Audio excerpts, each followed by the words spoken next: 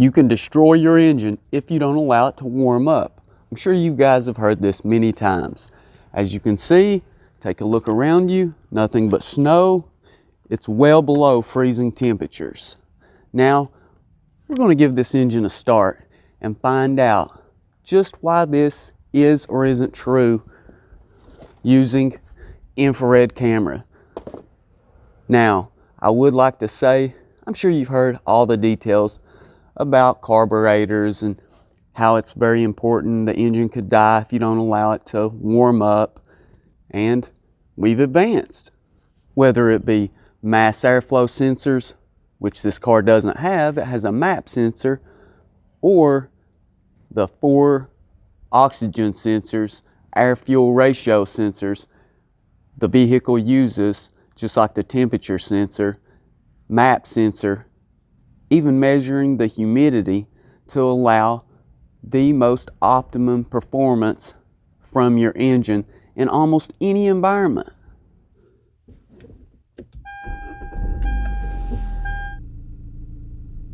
You can see that the head is reached just over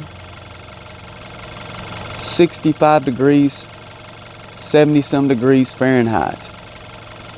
And if you'll look down at the intake, it's at just over 44 degrees. Look down at where the oil filter is. It was at 87 degrees. That's pretty impressive. 110 degrees on the head.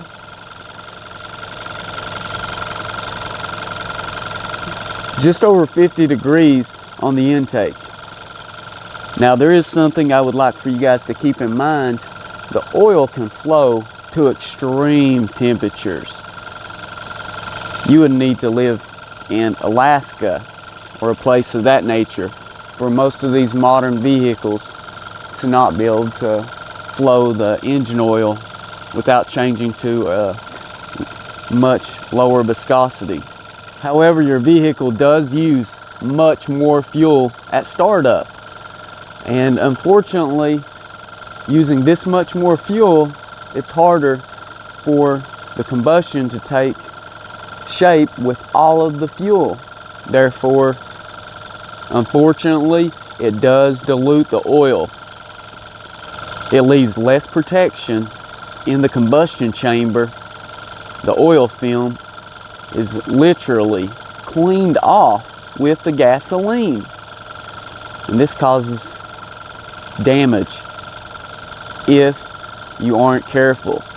Now, technically, you don't have to allow the engine to reach operating temperatures or to even really warm up. 30 seconds, you have oil and you're off. But what I would like to say is that you, at this point, really can't control the RPMs. Why is that? Well, because you're going to be driving through traffic, you could be driving over mountains, who knows? And yes, you could start off easy, but the vehicle is still under load, making it much more difficult on the vehicle.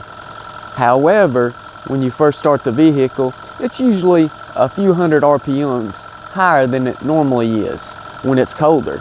So for example, instead of being at 800 RPM starting off, it could be at, say, a little over 1,000 RPM starting off. You could just raise your RPMs up yourself. That's right, while you're at idle, to about 2,000 RPMs. This could allow it to reach operating temperatures much faster, and you may not want to wait the entire time. However, I will say that waiting some time will definitely help. This way your engine is not placed under stress, because if you're in traffic, you can't just start off driving easy like everyone says. I mean, there's just so many different factors. As you can see, well over 150 degrees Fahrenheit at the top of this head, and we have about 47 degrees Fahrenheit, 50 degrees Fahrenheit at the intake. Looking at a little over 90 degrees Fahrenheit That was the upper radiator hose. Now let's look at the lower. So that one's a little over 90 degrees Fahrenheit as well. As you can see, we have reached operating temperatures already. Well, I wouldn't say already, it's obviously took a good amount of time. So should you warm the vehicle up? Well, obviously you do not have to if you don't own a carbureted vehicle, but it can be very helpful. Now, as I said, it gives extra protection.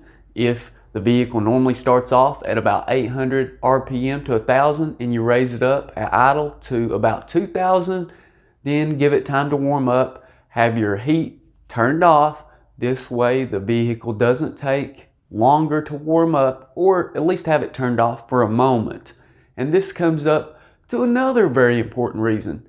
If not just for the engine, you need the vehicle to be warmed up, especially if it's extremely cold. Why is this? Because you're inside of it. You know how uncomfortable that is? And the more uncomfortable you are, if your steering wheel is extremely cold, if it doesn't heat up, or your seat and so on, the windows, that's one of the biggest problems I see with people. They will literally drive off in their vehicle. They cannot see out the window, and they'll roll down the side window. I'm not kidding. I'm sure you've seen it before. And they'll stick their head out, or they'll take their wallet out with a little credit card. And if you're desperate, I don't see anything wrong with doing that, as long as you do it right. But they'll make a hole about this big, if that. Then they'll be looking through it like it's a pair of goggles, trying to see to drive. And you can see how all these different circumstances plays a big role and could cause you to wreck. So that is a huge concern. Now, you guys always follow your manufacturer's instructions and directions first. As I said, be safe. Thanks for watching Nate's Interactive Auto.